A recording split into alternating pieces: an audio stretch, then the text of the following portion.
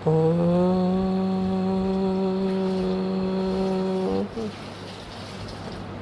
शांति।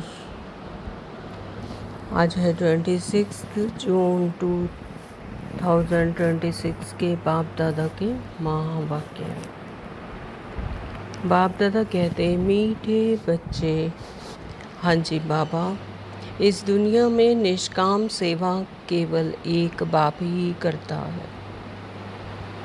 बाकी तुम जो भी कर्म करते हो उसका फल अवश्य मिलता है। तो परमात्मा ही है जो एक निष्काम सेवा केवल बाप ही करता है। बाकी तुम जो भी कर्म करते हो उसका फल अवश्य मिलता है। तो कोई फल पाने के लिए ही हम कर्म करते हैं, लेकिन परमात्मा पिता निष्काम निस्वार्थ सेवा करते हैं। प्रश्न है, ड्रामा अनुसार कौन सी बात 100% सर्टेन है जिसकी तुम बच्चों को खुशी है?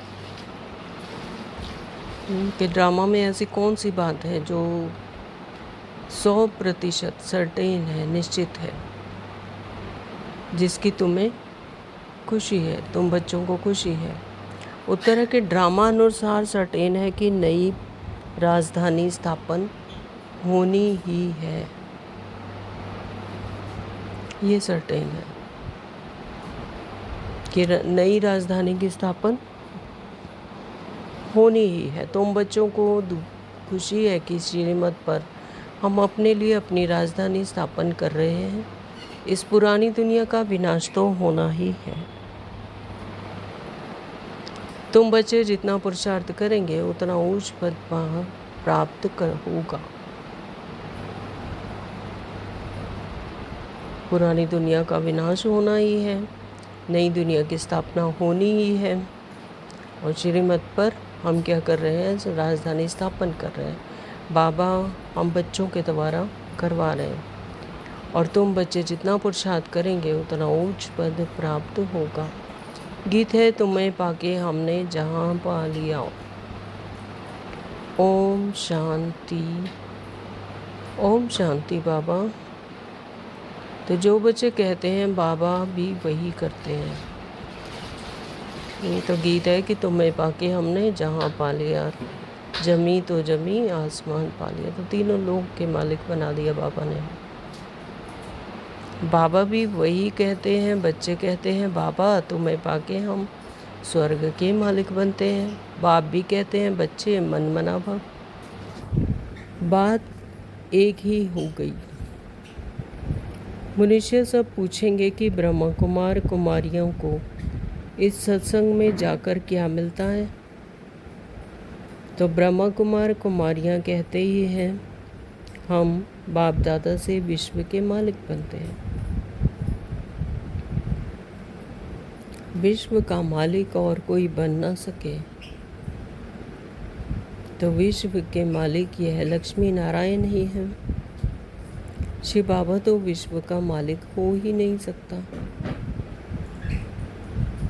तो शिव बाबा तो हमें राज्य भाग्य देकर परम धाम में चले जाते हैं, साइलेंस में चले जाते हैं। तो शिव बाबा तो विश्व का मालिक नहीं हो सकता, हमें बनाते हैं। तो तुम बच्चे विश्व के मालिक बनते हो। तुम्हारा बाप विश्व का मालिक नहीं बनता। तो बाबा हम बच्चों को कहते हैं तुम्हारा बाप विश्व का मालिक नहीं बनता, यानी शिव बाबा। ऐसी निष्काम सेवा करने वाला और कोई होता नहीं। इस स्थूल दुनिया में भी कुछ करते हैं, कुछ भी करते हैं, तो उसके लिए कोई ना कोई स्वार्थ होता है ना। तो लेकिन बाबा जो है निस्वार्थ निष्काम, उनकी कोई कामना नहीं है इसके लिए। तो वो निस्वार्थ सेवा करने वाला है, ऐसा कोई और होता नहीं। हर एक को अपनी सेवा का फल जरूर मिलता है। भक्ति मार्ग में व किसी भी प्रकार से कोई कुछ भी करते हैं, सोशल वर्कर को भी सेवा का फल जरूर मिलता है। गवर्नमेंट से पगार मिलता है, बाप कहते हैं मैं ही एक निष्काम सेवा करता हूँ। तो जो सोशल वर्कर हैं, जो यहाँ स्थूल दुनिया में काम करते हैं, उनके बदले भी उनको कुछ ना कुछ ज़रूर फल मिलता है। मान शान, रुपया पैसा कुछ भी, यानी फल ज़रूर उसका मिलता है। गवर्नमेंट से पगार मिलता है, सैलरी मिलती है। तो बाप कहते हैं मैं ही एक निष्काम सेवा करता हूँ। लेकिन परमात्मा को कोई भी कामना नहीं है कि मैं ऐसा राज्य भाग्य देता हूँ बच्चों को तो मुझे ये मिले, नहीं। तो जो बच्चों को विश्व का मालिक बनाता हूँ और मैं नहीं बनता हूँ, तो बच्चों के लिए करते हैं, बच्चों को बनाता हूँ। बच्चों को सुखी करके सुखधाम का मालिक बनाए। 21 जन्मों का सुख दे मैं अपने निर्वाण धाम में वानप्रस्थ अवस्था में बैठ जाता। वानप्रस्थ तो मूल वतन को ही कहेंगे। वाणी से परे का जो स्थान है उसे कहते हैं वानप्रस्थ, यानी मूल वतन। तो बाबा कहते हैं मैं निर्वाण धाम में वानप्रस्थ अवस्था में बैठ जाता हूँ। तो मनुष्य वानप्रस्थ लेते हैं। बच्चों को सब कुछ दे जाए, सत्संग आदि करते हैं, गुरु करते हैं, यह मुक्ति का रास्ता बताए। तो जो यहाँ पर स्थूल दुनिया में जो शरीरधारी है वो भी वानप्रस्थ अवस्था लेते हैं, लेकिन वो जब अपने गृहस्थ व्यवहार से फारिग हो जाते हैं तो बच्चों को सब कुछ सौंप के फिर सत्संग आदि करते हैं, यानी परमात्मा को याद करने के लिए, भक्ति करने के लिए तीर्थ स्थानों पर चले जाते हैं, गुरु करते हैं, और जो कि यह मुक्ति का रास्ता बताए। तो अब तुम बच्चे जान गए हो कि मुक्ति, जीवन मुक्ति का रास्ता कोई मनुष्य मात्र कभी किसी को बता नहीं सकते। तो मुक्ति और जीवन मुक्ति का रास्ता हमें एक परमात्मा शिव ही बताते हैं, और कोई मनुष्य मात्र नहीं बता सकते। जो स्वयं ही शरीरधारी है, 5 तत्वों की दुनिया में 5 तत्वों का शरीरधारी है, जन्म दर जन्म लेते, पुनर्जन्म लेते, अपने आप को ही भूल गए, तो वो मुक्ति का रास्ता कैसे बता सकते हैं। तो गुरु गोसाई के पास जाते हैं तो वो भी मनुष्य। तो यहाँ पर परमात्मा स्वयं हमें मुक्ति, जीवन मुक्ति का रास्ता बताते हैं। तो वे किसी को भी सद्गति दे नहीं सकते। कौन? गुरु गोसाई, संत महात्मा अपने को भी नहीं दे सकते। अपने को दें तो फिर दूसरों को भी दे सकें। तो बाप आते ही है परम धाम से। परमात्मा जो कि साक्षी दृष्टा हैं, जो इस पूरी सृष्टि को साक्षी होकर देखते हैं, सिर्फ वही बता सकते हैं, और कोई नहीं बता सकते और नहीं दे सकते हैं। जैसा मनुष्य भान में, देह भान में है, मन की मत पर चलते हैं, चाहे गृहस्थ व्यवहार छोड़कर तप, हठ तप करते हैं, लेकिन फिर भी मुक्ति और जीवन मुक्ति का जो ज्ञान है, जो जीवन मुक्ति दे सकते, वो का वर्षा जो देते हैं वो परमात्मा पिता ही दे सकते हैं। बाप आते ही हैं परम धाम से, निष्काम सेवा करते हैं। वह वहाँ का रहने वाला है, तुम बच्चे भी वहाँ के रहने वाले हो। तो जहाँ परमात्मा पिता का घर है वही हम आत्माओं का भी है, वहीं से आते। परम धाम ही हमारा सत्य घर है। तुमको पाठ बजाना है यह कर्म क्षेत्र पर। ये हमारा क्या है? कर्म क्षेत्र है। यहाँ पर कर्म करने के लिए शरीरधारी बनकर, वस्त्र पहनकर, 5 तत्वों का, फिर यहाँ पर कर्म करते हैं, कर्म की खेती करते हैं। बाबा को भी एक बार यहाँ आना है। तुम बच्चों के लिए जबकि स्वर्ग की स्थापना हो रही है तो जरूर नरक का विनाश होना ही है। तो इसी सृष्टि पर ही समझो न्यू कंस्ट्रक्शन चल रही है, तो पुराना घर जब गिराएंगे तब तो नया बनेगा। तो इसका विनाश होना है। जैसे ज्यों ज्यों आत्मा की हाईएस्ट कॉन्शियसनेस आती है तो यहीं पर सब कुछ ट्रांसफॉर्म होना है। पांचों तत्व, प्रकृति, आत्माएं सब सतो प्रधान हो जाएंगे, है ना। तो सुख, शांति, आनंद, संपन्नता यहीं पर आएगी। यही वो धरनी होगी जहाँ पर नई दुनिया की स्थापना होनी है, स्वर्ग की स्थापना हो रही है। तो ये गुप्त रूप में हो रही है। जैसे जैसे आत्मा चेंज होती जाएंगी तो ये प्रकृति भी चेंज होती जाएगी। नर्क का विनाश होना है, यानी आसुरी राज्य का विनाश होना है और देवी देवताओं का राज्य आना है। तो अभी तुम जान गए हो शिव बाबा ब्रह्मा द्वारा आदि सनातन देवी देवता धर्म की स्थापना कर रहे हैं। तो अभी हम जान गए हैं कि शिव बाबा ब्रह्मा के द्वारा आदि सनातन देवी देवता धर्म की स्थापना कर रहे। तुम जानते हो हम मनुष्य से देवता बन रहे हैं फिर से। तुम जानते हो हम मनुष्य से यानी मन की मति से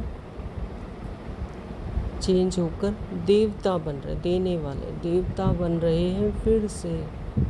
यानी हर कल्प, पहले पिछले कल्प में भी बने, अभी फिर बन रहे हैं, फिर से बन रहे हैं। तो तुम बच्चों की बुद्धि में है कि हर 5000 वर्ष बाद हम आकर फिर से ब्रह्मा द्वारा शिव बाबा के बच्चे बनते हैं,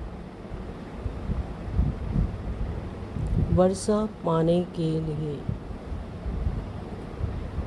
अगले कल्प की तैयारी कर रहे हैं, वर्षा पाते हैं।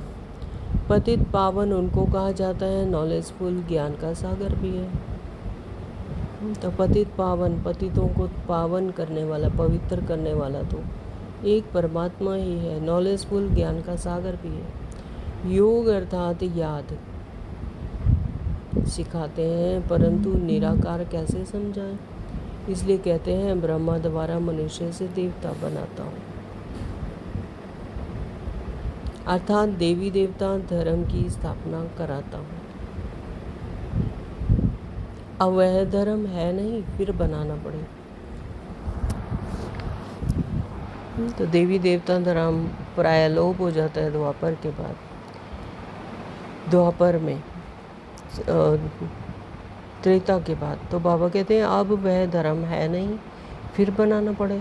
अब फिर से आदि सनातन देवी देवता धर्म स्थापन कर बाकी सबको मुक्ति धाम में ले जाता हूँ। तो आदि सनातन देवी देवता धर्म की स्थापना करते हैं और बाकी सबको, जिनकी नोंद नहीं है ड्रामानुसार, तो जो आत्माएं जिन्होंने कल्प पहले नहीं था जिनका पार्ट, या अब नहीं पुरुषार्थ किया, तो मुक्ति धाम में ले जाता। जिन्हें मुक्ति चाहिए ना, तो कई आत्माएं कहती हैं हमें तो मुक्ति में जाना, मुक्ति चाहिए, मुक्ति में जाना। तो बाबा कहते हैं ठीक है, मुक्ति में जाओ।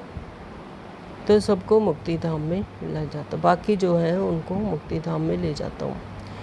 भारत प्राचीन खंड है, इसलिए भारत की आदम शुमारी वास्तव में सबसे जास्ती होनी चाहिए।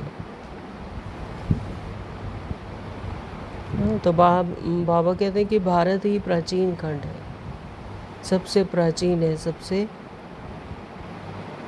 पहले का है, आदि का है। तो इसलिए भारत की आदमशुमारी वास्तव में सबसे ज़्यादा, आदमशुमारी यानी यहाँ पर जो जनसंख्या है वो यहाँ पर सबसे जास्ती होनी चाहिए। ऐसी बातें और कोई की बुद्धि में नहीं आती। आदि सनातन देवी देवता धर्म सबसे जास्ती बड़ा होना चाहिए। 5000 वर्ष से उनों की वृद्धि होती रहती है, बाकी और तो आते ही हैं 2500 वर्ष के बाद, यानी त्रेता युग के बाद।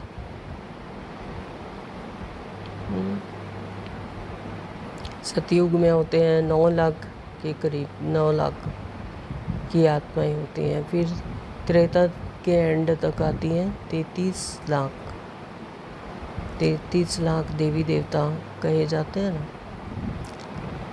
हाँ, तो 1250 का एक युग, तो सतयुग का 1250, त्रेता का 1250, यानी 2500 वर्ष। तो बाकी जो और धर्म हैं फिर वो आते हैं, इब्राहिम धर्म, फिर इस्लाम धर्म कहा जाता है, फिर क्रिश्चियनिटी, है ना। तो ये सब फिर जो धर्म है वो बाद में आते हैं, यानी 2500 वर्ष के बाद। इस्लामियों की आदमशुमारी कम होनी चाहिए। फिर थोड़े समय बाद बौद्धी धर्म वाले आते हैं, उनों में थोड़ा फ़र्क हो जाता है। पहले इस्लामी आते हैं, फिर बौद्धी आते हैं। तो इस्लामी, बौद्धी आदि पहले सतो प्रधान थे, फिर धीरे धीरे तमो प्रधान होते हैं। तो जो सबसे पहले इस सृष्टि पर उतरती हैं आत्माएं, तो वो अपने सतो प्रधानता में ही उतरती हैं। हाँ, उनकी जो कॉन्शियसनेस होती है वो सतो प्रधान ही होती है। तो लेकिन उसकी ड्यूरेशन कम हो जाती है, लेकिन आती तो पहले ही सतो प्रधान आत्मा ही आती है। तो यह भी हिसाब है। जो अनन्य समझदार बच्चे हैं उन्हों को ख्याल करना पड़े। आजकल लिखते हैं चाइनीज सबसे ज़्यादा है, परंतु उन्हों को सृष्टि चक्र का ज्ञान तो है नहीं। यह सब राज तुम बच्चों की बुद्धि में है। जो पढ़े लिखे हैं उन्हों को डिटेल में समझाना चाहिए। अब चाइना वगैरह जो खंड है वो तो बाद में बने, तो सबसे प्राचीन तो भारत ही है। भारत में ही सबसे पहले स्वर्ग की स्थापना होती है। तो बाबा कहते हैं कि चाइनीज़ वगैरह जो है उनको तो सृष्टि चक्र का तो ज्ञान है नहीं। तो सब राज तुम बच्चों की बुद्धि में है। जो पढ़े लिखे हैं उन्हों को डिटेल में समझाना होता है। देवी देवता धर्म वालों को 5000 वर्ष हुए, तो इस समय उन्हों की संख्या बहुत होनी चाहिए। परंतु देवी देवता धर्म वाले फिर और धर्मों में कन्वर्ट हो गए हैं। तो ड्रामा अनुसार कहो, कर्मा अनुसार कहो, जो देवी देवता धर्म वाले थे सतयुग और त्रेता में, उसके बाद तो फिर अपनी पुजारी बन जाते हैं, अपनी पूजा करने लगते हैं, तो और धर्मों में भी कन्वर्ट हो जाते हैं। तो पहले क्योंकि देवभान में आ गए, है ना, तो पहले बहुत मुसलमान बन गए, फिर बौद्धी भी बहुत बने हैं। तो यहाँ भी बौद्धी बहुत हैं। क्रिश्चियन तो बेशुमार है। क्रिश्चियनिटी का कहा जाता है अभी भी कितना, मतलब धर्म चेंज कर लेते हैं, क्रिश्चियन बन जाते हैं। तो देवता धर्म का तो नाम ही नहीं है। हाँ, तो देवी देवता तो कहला ना सके, क्योंकि पतित बन गए, मनुष्य भान में आ गए, देव भान में आ गए, तो इसलिए देवता धर्म के तो कह नहीं सकते। तो देवता धर्म तो नाम ही नहीं है। अगर हम ब्राह्मण धर्म कहें तो भी हिंदुओं की लाइन में डाल देंगे। अगर ब्राह्मण कहें अगर तो भी क्या करेंगे, हिंदुओं की लाइन में डाल देंगे कि हिंदू है, हिंदू में ही ब्राह्मण होते हैं। अभी तुम जानते हो आदि सनातन देवी देवता धर्म स्थापन हो रहा है।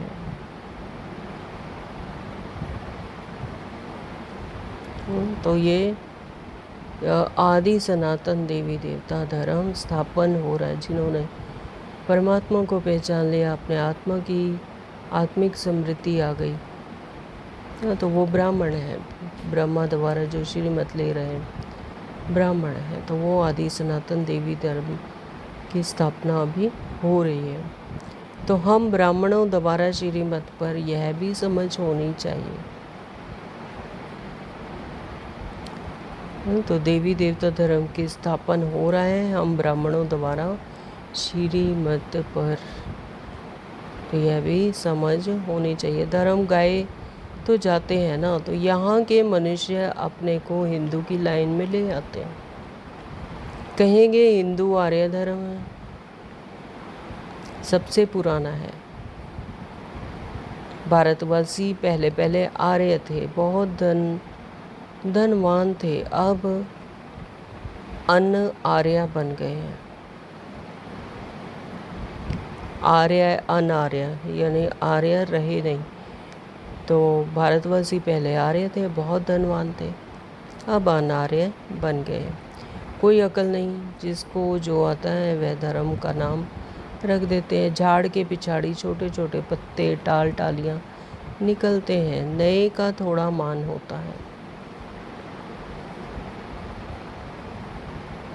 अभी तुम बच्चे जानते हो कि हम बाबा से स्वर्ग का वर्षा ले रहे हैं। तो कितने सौभाग्य की बात है कि हम बच्चे परमात्मा के द्वारा श्रीमत पर स्वर्ग का वर्षा ले रहे हैं। तो ऐसे वर्षा देने वाले बाप को कितना याद करना चाहिए। तुम जितना जास्ती याद करेंगे, एक तो वर्षा मिलेगा और तुम पावन बनेंगे। तो जितना जितना परमात्मा की याद में रहेंगे, उतना ही पावन बनेंगे। इस देह और देह भान से छूटेंगे, जितना इससे उपराम होंगे। ये देह क्या है, देह का भान क्या है, ये ड्रीम वर्ल्ड के रोल है। हाँ, तो बॉडी कॉन्शियसनेस नहीं, सोल कॉन्शियसनेस में जितना टिकेंगे, उतना फिर जास्ती वर्षा मिलेगा। कहीं कहते हैं देह की बातें आती हैं, देह भान की बातें आते हैं, संकल्प आते हैं, तो छूटना है उससे। जब ये स्मृति आती है कि मैं आत्मा हूँ, तो आत्मा तो परमात्मा की तरह अभोक्ता है, अकर्ता है, असोचता है। तो लेकिन देह भान से सिर्फ उस परमात्मा, इस देह में सिर्फ उस परमात्मा को, देहभान से डिटैच कि मैं ये देह नहीं, मैं आत्मा हूँ। इस स्मृति से जब उस परमात्मा को याद करते हैं, तो जो मैं मेरा लगाकर इस देह के जो कर्म कांड किए हुए हैं, जो हिसाब किताब बनाए हैं, तो वो सब भस्म होते हैं और आत्मा अपनी हाईएस्ट कॉन्शियसनेस में पहुँचती है, बेहद। तो बाबा कहते हैं एक तो वर्षा मिलेगा और दूसरा तुम पावन बनेंगे। लौकिक बाप से तो धन का वर्षा मिलता है, साथ साथ फिर पतित बनते हैं, बनने का भी वर्षा मिलता है। तो बाप से तो धन का वर्षा मिलता है। जो लौकिक बाप हैं, जो स्थूल दुनिया में जो पिता हैं, उनसे तो धन का वर्षा मिलता है, साथ साथ फिर पतित होने बनने का भी वर्षा मिलता है। देव भान और देव दुनिया में, क्योंकि पिता भी तो इसी दुनिया के हैं, तो वो मनुष्य भान में है, तो वही वर्षा मिलता है। वह लौकिक बाप और वह है पारलौकिक बाप, वो भी पिताओं का भी पिता, और यह है बीच में अलौकिक बाप यानी ब्रह्मा बाबा। इनके तन में अवतरित हो गए परमात्मा, जो ज्ञान देते हैं अलौकिक, इस लोक से अलग। तो इनको बीच में दोनों तरफ से जोड़ दिया है। एक है लौकिक बाप, एक है अलौकिक, और एक है पारलौकिक, इस लोक से परे का, जो कि हमारा सत्य पिता है। तो शिव बाबा को तो कोई तकलीफ नहीं होती है, इनको कोई गाली खानी पड़ती है। वास्तव में श्री कृष्ण तो को गाली नहीं मिलती है, बीच में फंसा है यह। तो शिव बाबा को कोई तकलीफ नहीं होती है, शिव बाबा तो इन सब से परे हैं, देवान से ही परे हैं। तो इनको कोई गाली तो इनको कितनी गाली खानी पड़ती है। बाबा कहते हैं कि जो सर्वव्यापी कह दिया, कण कण में कह दिया, सुख भी तेरा दुख भी तेरा, है ना, ऐसे ऐसे कहते हैं। तो ये बाबा कहते हैं ये गाली देते हैं जैसे। तो वास्तव में श्री कृष्ण को गाली नहीं मिलती है। हाँ, तो ब्रह्मा बाबा के द्वारा जो ज्ञान देते हैं, ब्रह्मा बाबा ही फिर श्री कृष्ण बनते हैं। तो यहाँ शास्त्रों में लिख दिया कि श्री कृष्ण को गाली मिलती है, श्री कृष्ण को नहीं मिलती है, इनको मिलती है। परमात्मा शिव को देते हैं, सर्वव्यापी कह देते हैं, कण कण में कह देते हैं। कहते हैं ना, रास्ते चलते ब्राह्मण फंसा, ब्रह्मा बाबा बीच में फंसे हैं। तो बाबा कहते हैं कि रास्ते चला ब्राह्मण फंसा, गाली खाने के लिए यह फंसा। कहते तो शिव बाबा हैं, शिव बाबा ही बोल रहे हैं, शिव बाबा ही अब ज्ञान देते हैं आत्माओं को, परमात्मा ज्ञान देते हैं, लेकिन वो समझते हैं कि क्योंकि उनके मुख के द्वारा बोल रहे हैं, हाँ, तो उनको कह देते हैं कि इन्होंने कहा तो वो फंसा। अलौकिक बाप को ही सहन करना पड़ता है। अलौकिक कौन है? ब्रह्मा बाबा, तो उन्हें ही सहन करना पड़ता है। उनके मुख के द्वारा बोल शिव रहे हैं, शिव बाबा बोल रहे हैं, लेकिन उनको लगता है कि ब्रह्मा बाबा बोल रहे हैं, तो उन्हें गाली खानी पड़ी। तो यह किसी को भी पता नहीं है कि शिव बाबा इनमें प्रवेश कर आए पतितों को पावन बनाते हैं। तो देखने में तो वो ब्रह्मा बाबा लग रहे हैं, लेकिन बोल रहे हैं शिव बाबा। तो वो जो गुह्य रीति से जो श्रीमत पर चलते थे, जो बाबा से ज्ञान सुनते थे, ज्ञान समझते थे, जिन्होंने परमात्मा को पहचाना, उन्हें तो पता चलता था। लेकिन जो आम इंसान है, जो मनुष्य भान में, जो देह भान में है, उन्हें नहीं पता चलता था कि वो ब्रह्मा बाबा ही बोल रहे हैं। तो पवित्र बनने पर ही मार खाते हैं। बाप कहते हैं मैं आया हूँ सबको वापस ले जाने। तुम जानते हो मौत सामने खड़ा है। यानी वो कहते थे कि वरिष्ठ भाई बहन ऐसे बताते थे कि मुख द्वारा बोल रहे हैं तो वो शिव बाबा बोल रहे हैं, लेकिन सुनते थे जो कान है वो ब्रह्मा बाबा के हैं, वो सुनते थे, है ना। तो एक ही शरीर में दो आत्माएं, यानी परमात्मा पिता और ब्रह्मा बाबा। तो बाप कहते हैं मैं आया हूँ सबको वापस ले जाने। तुम जानते हो मौत सामने खड़ा है। विनाश तो ज़रूर चाहिए। विनाश बगैर सुख शांति कैसे हो? जब कोई लड़ाई आदि लगती है तो मनुष्य यज्ञ आदि रचते हैं, लड़ाई बंद हो जाए। तुम ब्राह्मण कुलभूषण जानते हो विनाश तो ज़रूर होगा। तो कोई विनाश आदि की बात होती है, क्योंकि इस दुनिया से 63 जन्मों से इसी में रमे हुए हैं, तो चाहते नहीं हैं कि विनाश हो जाए। तो यानी इस देह से और देह की संबंधों से, देह की दुनिया से, है ना, तो इसमें फंसे हुए हैं। तो कोई भी विनाश की बात होती है, विनाश होते तो यज्ञ करने बैठ जाते कि विनाश ना हो, लड़ाई बंद हो जाए। तो लेकिन बाबा कहते हैं कि तुम ब्राह्मण कुलभूषण जानते हो। बाबा क्या कहते हैं हमें? ब्राह्मण कुलभूषण, तो सर्वश्रेष्ठ ओहदा दिया बाबा ने। तो बाबा कहते हैं तुम जानते हो कि विनाश तो ज़रूर होगा, नहीं तो स्वर्ग के गेट कैसे खुलेंगे। सब स्वर्ग में तो नहीं आएंगे, जो पुरुषार्थ करेंगे वही चलेंगे, बाकी जाएंगे मुक्ति धाम।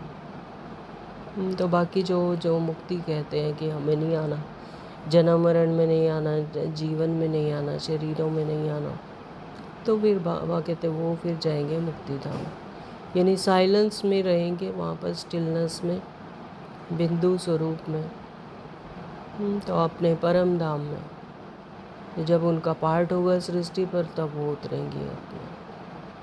यह ऐसा ही है कि जैसे 3-4 बच्चे हैं मान लो घर में, कुछ कहते हैं हमने पार्क में जाकर खेलना, तो वो फटाफट अपना होमवर्क करके फटाफट अपना पार्क में चल जाते। कुछ शरारती बच्चे होते हैं, कहते तंग करते हैं माता पिता को, तो माता पिता उनको एक एक थप्पड़ लगाकर जैसे सुला देते हैं कि चलो तुम सो जाओ, तो इतने दिन इतना टाइम आराम रहेगा। हाँ, तो सेम ऐसा ही हमने भी अपने वरिष्ठ भाई बहनों से सुना है, तब आपको ऐसा बताते हैं। तो बाबा कहते तो सेम ऐसा ही है कि मुक्ति धाम में फिर जो आत्माएं नहीं चाहती हैं इस दुनिया से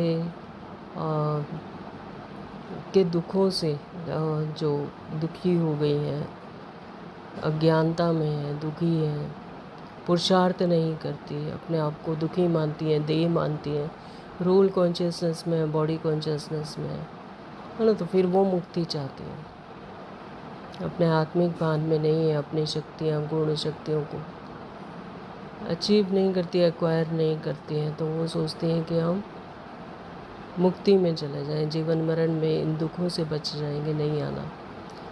तो फिर बाबा उन्हें कहते हैं कि मुक्ति धाम में जाओ, तो वहाँ जाकर आत्माएं विश्राम करती हैं। लेकिन फिर उन्हें जब उनकी कॉन्शियसनेस आती है, जितना जैसे जैसे जिस आत्मा का पार्ट है ड्रामा अनुसार, फिर वो अपने टाइम पर आकर, सृष्टि पर आकर उतरती हैं, फिर अपना कर्म क्षेत्र में आती हैं, अपना पार्ट प्ले करती हैं। तो जो पुरुषार्थ करेंगे वही चलेंगे, बाकी जाएंगे मुक्ति धाम। यह किसी को भी पता ना होने के कारण कितना डरते हैं, शांति के लिए कितना धक्का खाते हैं। तो कहते हैं शांति शांति चाहिए, शांति चाहिए। ये उसी रानी के गले के हार की तरह है कि शांति अपने ही हार अपने ही गले में है, लेकिन ढूंढ रहे हैं बाहर। तो सेम ऐसे ही शांति क्या है, शांति तो अपने ही अंदर है, अपना ही मूल गुण है, लेकिन ढूंढ रहे हैं बाहर, वस्तुओं में, संबंधों में, क्रियाकलापों में। तो शांति के लिए कितना धक्के खाते हैं, कॉन्फ्रेंस करते रहते हैं, सिर्फ तुम ब्राह्मण ही जानते हो सुख धाम शांति धाम की कैसे स्थापना हो रही। तो शांति धाम और सुख धाम की स्थापना आत्मा के अंदर ही हो रही है। जितना जितना अपने आत्मिक समृद्धि में, अंतर्मुखता में रहेंगे, इस दुनिया से उपराम रहेंगे, तो हम अपने लिए ही सुख धाम और शांति धाम की स्थापना कर रहे हैं। उसी दुनिया में जाएंगे, उतनी जितनी हाईएस्ट कॉन्शियसनेस होगी आत्मा की, तो वैसे ही प्रकृति में जाएंगे, वैसे ही आत्माएं मिलेंगी जिनका पुरुषार्थ एक समान होगा। तो सुख धाम और शांति धाम की कैसे स्थापना हो रही, बाबा कहते हैं तुम ब्राह्मण बच्चे ही जानते हो। विनाश के सिवाय स्थापना हो ना सके, तो विनाश के सिवाय तो स्थापना हो नहीं सके। पहले तो जो पुरानी दुनिया है वो ख़त्म होगी, तब तो नई दुनिया की स्थापना होगी, है ना। तो आत्मा के वाया शांति धाम फिर सुख धाम में हो जाएंगे, तो सूक्ष्म रूप से स्थापना हो रही है। तो तुम अभी त्रिकालदर्शी बने हो, तीसरा नेत्र ज्ञान का मिला है। तो अभी हम क्या बने, त्रिकालदर्शी, तीनों कालों के जानने वाले दर्शी, त्रिकालदर्शी, तीनों कालों को, तीनों लोकों को जानने वाले त्रिनेत्री बने, तीसरा नेत्र का ज्ञान मिला है। वह तो कहते रहते हैं पीस कैसे हो, यानी शांति कैसे हो, अर्थात कोई भी लड़े नहीं। सभी कहते हैं वननेस हो, एक ही बाप की मत लें कि हम सब एक बाप के बच्चे, भाई भाई हैं, तो वननेस हो जाएगी। तो वननेस कैसे होगी, जब अपने आत्मिक भान में रहेंगे कि हम उस परमात्मा की संतान आत्मा है। आत्मिक समृद्धि से ही वननेस आएगी। जब ये तेरा मेरा, इसका उसका, ये सब खत्म हो जाए, तो जो कुछ भी है, हम उस परमात्मा की संतान हैं, सब आत्मा भाई भाई हैं। भाई भाई की दृष्टि निस्वार्थ होती है, भाई भाई के लिए करता है, तो उसमें फिर तेरा मेरा, ईर्ष्या द्वेष काम क्रोध लोभ मोह अहंकार, तो कोई भी विकार ना हो, तब वननेस आएगी। तो एक बाप के बच्चे हैं तो आपस में लड़ना नहीं चाहिए, यह भी तो सतयुग में ही था। तो यहाँ पर तो भाई भाई भी लड़ते हैं, क्योंकि वो तेरा मेरा सब, ईर्ष्या द्वेष सब आ जाते हैं, है ना। तो लेकिन सतयुग में सतो प्रधान अपनी हाईएस्ट कॉन्शियसनेस में आत्मा होती है, आत्मिक समृद्धि में होती है। तो यह भी तो सतयुग में ही था, वहाँ कोई भी आपस में लड़ते नहीं है, क्योंकि अंदर समृद्धि है कि मैं भी आत्मा, वो भी आत्मा, हम सब एक ही आत्मा, एक ही परमात्मा की संतान है, ब्रदरहुड है, भाई भाई की दृष्टि है। संकल्प ही एक ही तरह के चलते हैं, तेरा मेरा है ही नहीं, विकार है। तेरा मेरा करना ये भी विकार है। जब ते भान आता है तो ये विकार शुरू हो जाते हैं, तो देह भान आ जाता है। जब रोल कॉन्शियसनेस में थे, जहाँ पर भी आत्मिक स्मृति है वहाँ पर वननेस है कि हम सब एक ही है। ये गहरी बात है। तब फिर ये तेरा मेरा ईर्ष्या द्वेष सब खत्म हो जाते हैं। तो सतयुग में वो हाईएस्ट कॉन्शियसनेस में होती है आत्मा, इसीलिए वननेस है। वननेस यानी हम सब एक हैं। वह तो सतयुग की बात हो गई। यहाँ तो है कलयुग। कलयुग के अंत में तो और ही त्राहिमाम हो रही है ना। कोई ईर्ष्या द्वेष कुंठा, ये तो बाल बच्चे हैं। काम क्रोध लोभ मोह अहंकार, ये तो छूट जाते हैं, लेकिन जो उनके बाल बच्चे हैं वो नहीं छूटते हैं। ये है ही कलयुग है, क्योंकि आत्मा को अपने स्मृति नहीं है। जब वो स्मृति आ जाए तो वननेस अपने आप आ जाती है। तो जो ईश्वरीय गुण शक्तियाँ हैं तो वो आत्मा के अंदर इमर्ज हो जाती है, वननेस आ जाती है। तो बराबर सतयुग में देवता थे, बाकी सब आत्माएं कहाँ थी पता नहीं पड़ता।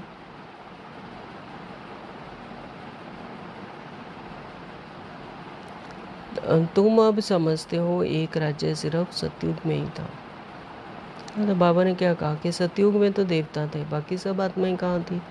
परम धाम में, स्टिलनेस में, अपने साइलेंस में, डेड साइलेंस में होती है आत्मा। कोई चुरपुर नहीं, वहाँ कुछ पता ही नहीं, आवाज़ ही नहीं होती। तो ये जब देह लेते हैं पांच तत्वों की, तब उसके मन बुद्धि इमर्ज होता है। मन बुद्धि संस्कार उसके तब इमर्ज होते हैं जब पांच तत्वों की दुनिया में आते हैं। बाकी सब आत्माएं कहाँ थी यह पता नहीं पड़ता। तुम अब समझते हो एक राज्य सिर्फ सतयुग में ही था, वहाँ सुख शांति सब था। यह सब बातें तुम्हारी बुद्धि में है, नंबर वार पुरुषार्थ अनुसार। तो ये मेन बात अंडरलाइन है, नंबर वार पुरुषार्थ अनुसार। पुरुषार्थ क्या है? परमात्मा की याद, अपनी कॉन्शियसनेस को जगाना। हम कह रहे थे कि भट्टी क्या होती है? भट्टी होती है तप करना, यानी तप यानी अपनी कॉन्शियसनेस, अपनी स्टिलनेस, अपनी आत्मिक बान में आना, अपने उसको पक्का करना। तप यानी उसको पक्का करना, आत्मिक स्मृति को। तो नंबर वार पुरुषार्थ अनुसार यह सब बातें तुम्हारी बुद्धि में। समझते हैं बरोबर हम सतयुग में राज्य करते थे, बहुत सुख था, अद्वैत धर्म था। यह ज्ञान किसको है नहीं? तो धर्म भी वहाँ पर कैसा था? अद्वैत, कोई डुअलिटी नहीं। एक धर्म, एक भाषा, एक संकल्प, वननेस, एक राज्य, कोई तेरा मेरा है ही नहीं। तो यह ज्ञान किसको है नहीं? तो इस समय तुम नॉलेजफुल बनते हो, तो परमात्मा पिता हमें आकर यह नॉलेज देते हैं। बाप तुमको आप समान बनाते हैं।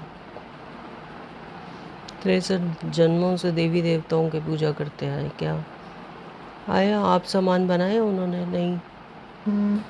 तो बाप हमें क्या बनाते हैं? आप समान बनाते हैं। तो जो बाप की महिमा वही तुमको बनना है। सिर्फ दिव्य दृष्टि की चाबी बाप के पास रहती है।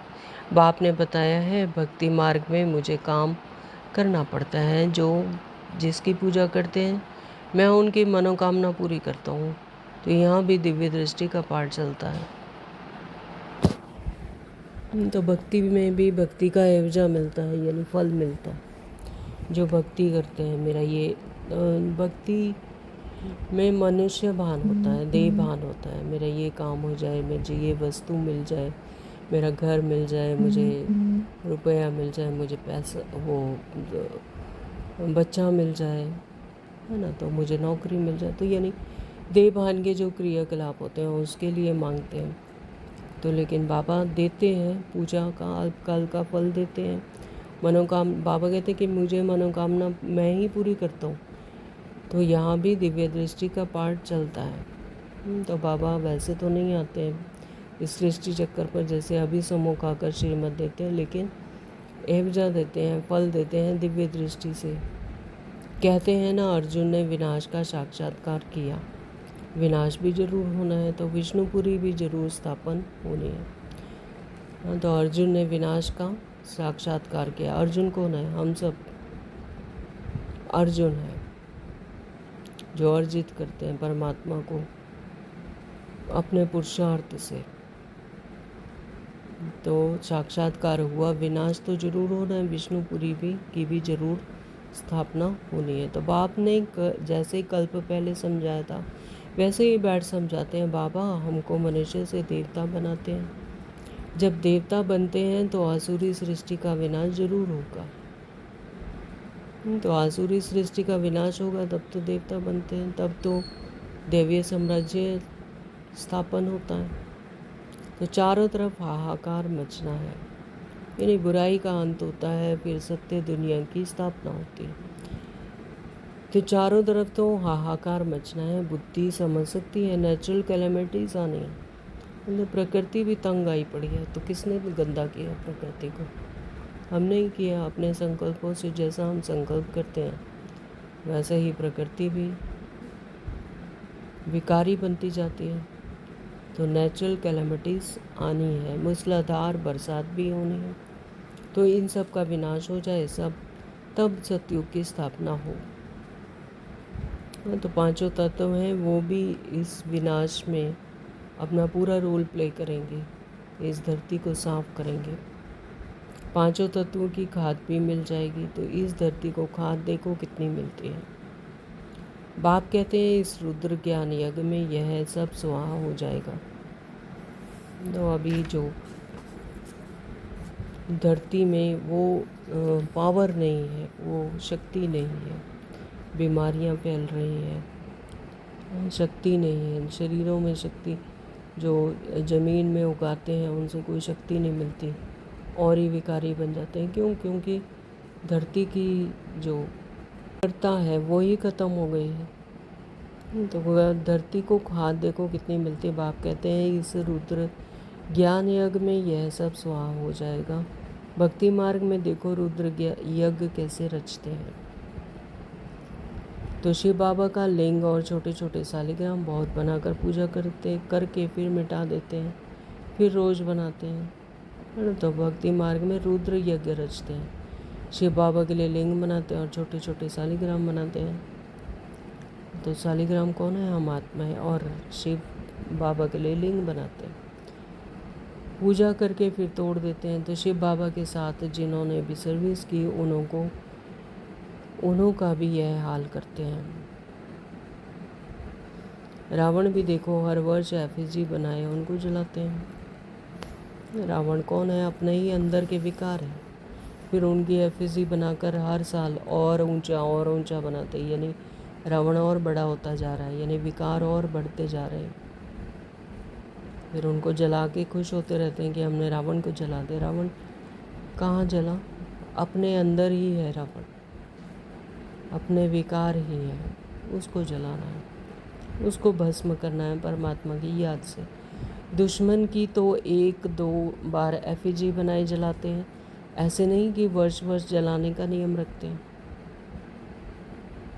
तो दुश्मन की तो 1-2 बार ही एफिजी जलाई और ख़त्म। लेकिन यहाँ तो रावण को हर वर्ष जलाते हैं, यानी वो रावण अंदर का जो रावण है वो ख़त्म ही नहीं हो रहा, वो और ही बढ़ता जा रहा है। विकार हैं, काम क्रोध लोभ में वो अहंकार और ही बढ़ते जा रहे हैं। तो एक बार ही गुस्सा निकाल देंगे रावण को तो हर वर्ष जलाते हैं। तो इनका अर्थ कोई समझते थोड़ी है। फिर कहते हैं रावण ने तो सीता को चुराया, कुछ अर्थ समझते नहीं। सीता ही कौन है? हम आत्मा है। तो हर एक आत्मा क्या है? सीता है। राम कौन है? परमात्मा पिता शिव। रावण क्या है? विकार। तो फॉरेनर्स क्या समझेंगे? कुछ भी नहीं। हाँ, तो ये सब वृत्तांत भारत का बताया जाता है, तो फॉरेनर्स क्या समझेंगे? तो कुछ भी नहीं। जब भारतवासी ही नहीं समझते तो वो कैसे समझेंगे? तो दिन प्रतिदिन रावण को और बड़ा बनाते जाते हैं, क्योंकि रावण बहुत दुख देने वाला है। अभी तुम इस पर जीत पाते हो। तो जब अपनी स्मृति आई, अपने आत्मा की स्मृति आई कि हम उस परमात्मा की संतान, और हम, ये हमारा रोल है, ये हम बॉडी कॉन्शियसनेस अलग है, हम सोल हैं, हम सोल कॉन्शियसनेस में जब आते हैं, अपनी स्मृति जगाते हैं, तो फिर इस पर जीत पाते हैं परमात्मा की याद से। सतयुग में होगा ही नहीं, है ना? तो सतयुग में तो रावण होगा ही नहीं। वहाँ पर निर्विकारी दुनिया है, तो वहाँ पर 16 कला संपूर्ण निर्विकारी मर्यादा पुरुषोत्तम, तो वहाँ पर सतयुग में विकार नहीं होते हैं। यह जो कर्म भी भोगना, बीमारी आदि होती है, यह रावण के कारण। जैसे ही देहभान में आए, कर्म की भोगना, मैं मेरा लगाया, मैंने किया, उसने किया, मेरे साथ ही क्यों हुआ, तो फिर कर्म का भोग बना। तो ये भी संकल्पों से ही होता है। फिर बीमारी आदि होती है, जो वो कॉन्शियसनेस में बीमारी आती है तो देह को लगती है। तो यह है रावण के कारण। रावण की प्रवेशता होने के कारण मनुष्य जो भी कर्म करते हैं वह विकर्म हो जाते हैं। तो माया का भी अपना पहुँच हुआ है। रावण की प्रवेशता होने के कारण मनुष्य जो भी कर्म करते हैं देहभान में, यानी देहभान में आए, रोल में आए, तेरा मेरा में आए,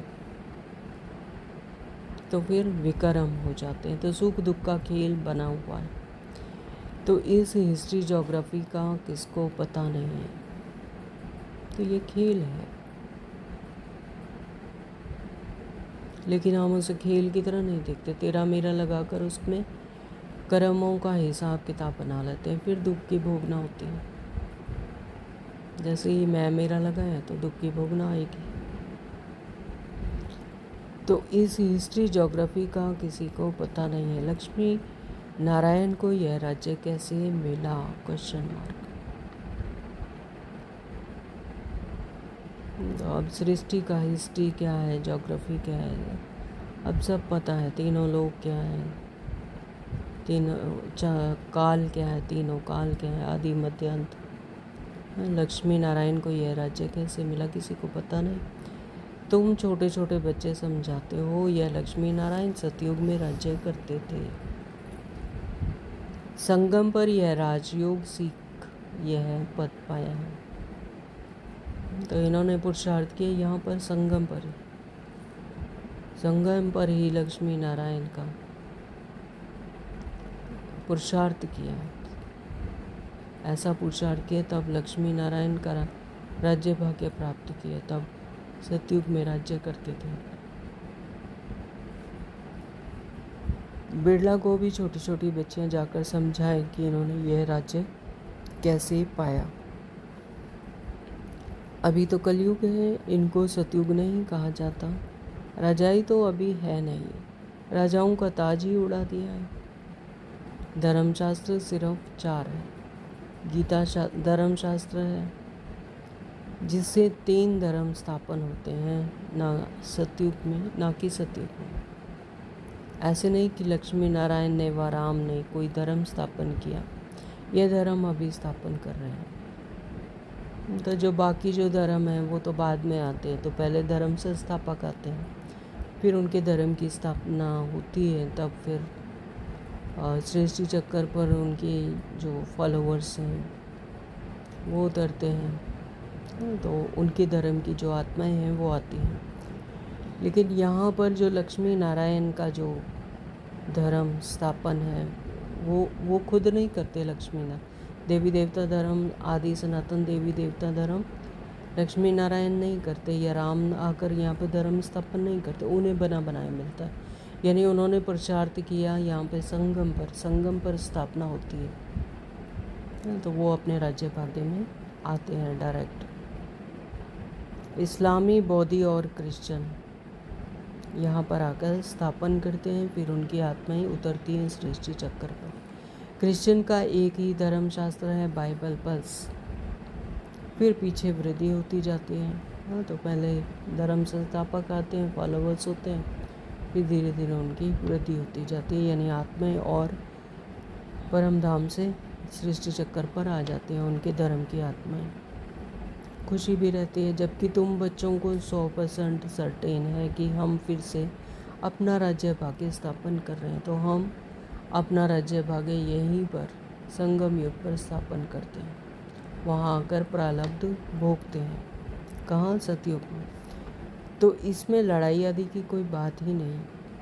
राजधानी स्थापन हो रही है, ये सर्टेन है। हाँ, तो यहाँ पर स्थूल दुनिया की तरह वहाँ पर लड़ाई करके राज्य भाग्य नहीं लेना होता है। यहाँ पर परमात्मा की याद से अपना राज्य भाग्य प्राप्त करते हैं, कि याद कर से लेते हैं, ना कि लड़ाई करके। तो राजधानी स्थापन हो रही है, यह सर्टेन है, यह निश्चित है। इज सर्टेन इज डेथ, ऐसे निश्चित है जैसे कि डेथ, जैसे कि मृत्यु। तो तुम जानते हो हम फिर से राज्य भाग्य लेते हैं, कल्प कल्प वर्षा, पाप से वर्षा लेते हैं। तो पिछले कल्प भी लिया था, अभी फिर ले रहे हैं। तो जितना पुरुषार्थ करेंगे उतना ऊंच पद पाएंगे। पुरुषार्थ क्या करना है? एक एक संकल्प को, मन, बुद्धि, संस्कार, संकल्पों को, इमोशंस को, सबको परमात्मा को समर्पित करना है, दे देना है। मन, मना, भाव, मन, बुद्धि जब परमात्मा में लगाते, परमात्मा को बुद्धि से याद करते हैं, कोई भी व्यर्थ संकल्प ना चले। जो परमात्मा का संकल्प वो मेरा संकल्प।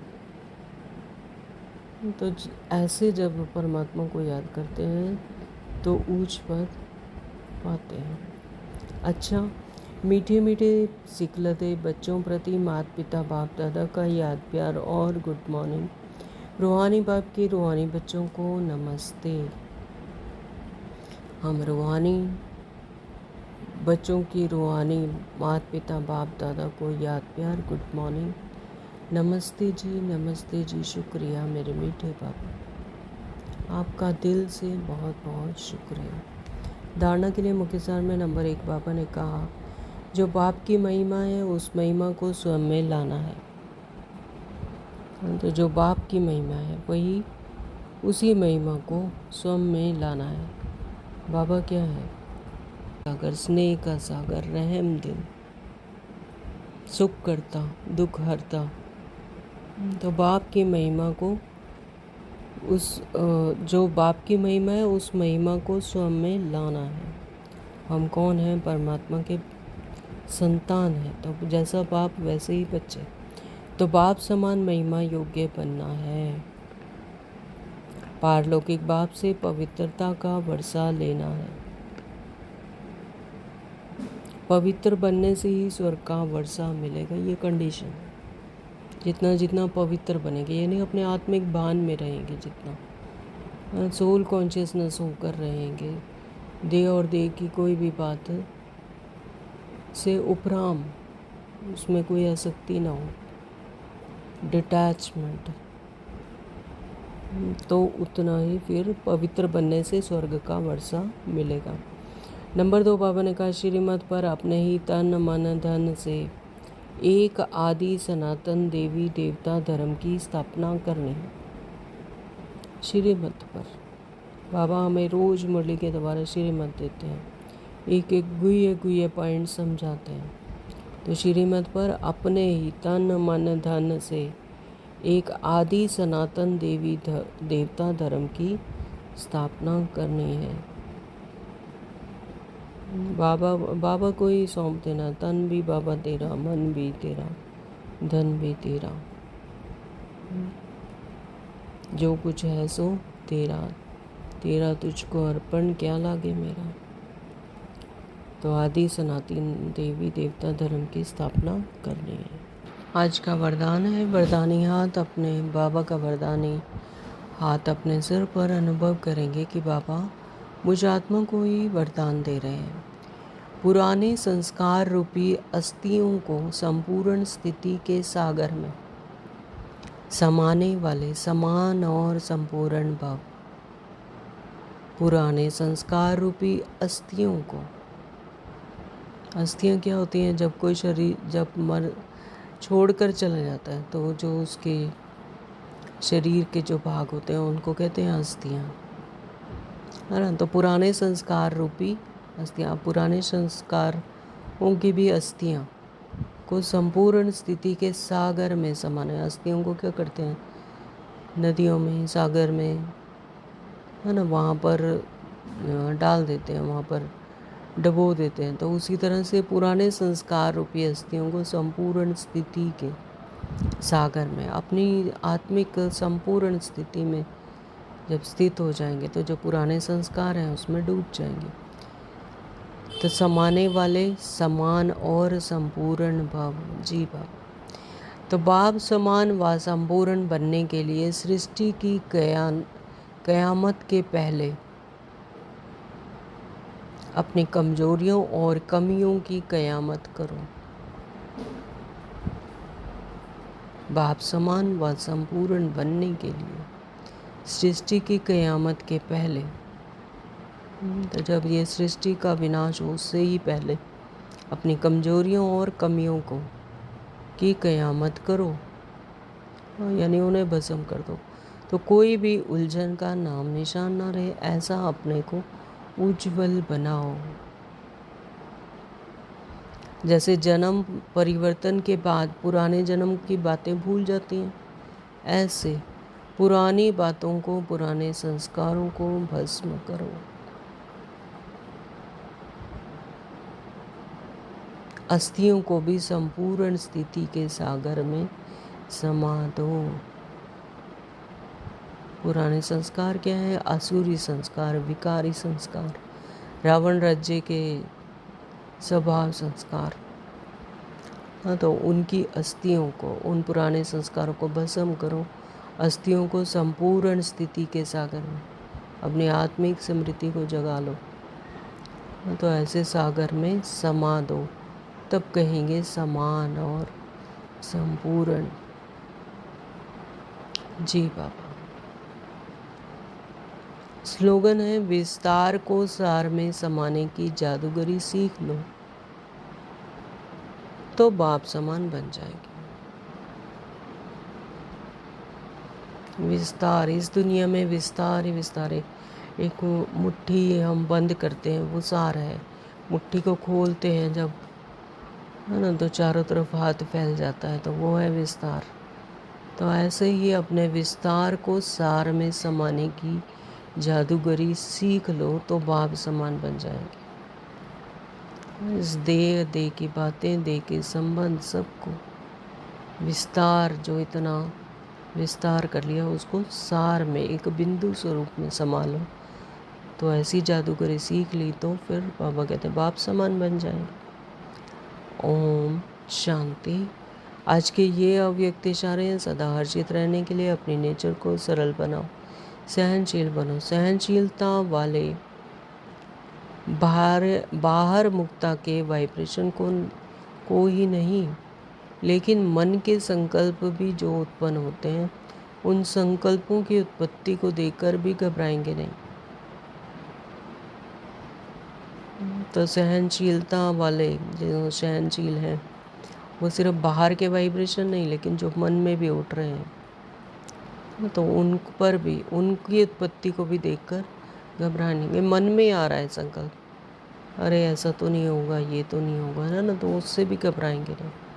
अपनी सहनशीलता से सामना करेंगे और सूरत से सदैव संतुष्ट व प्रसन्न चित्त दिखाई देंगे।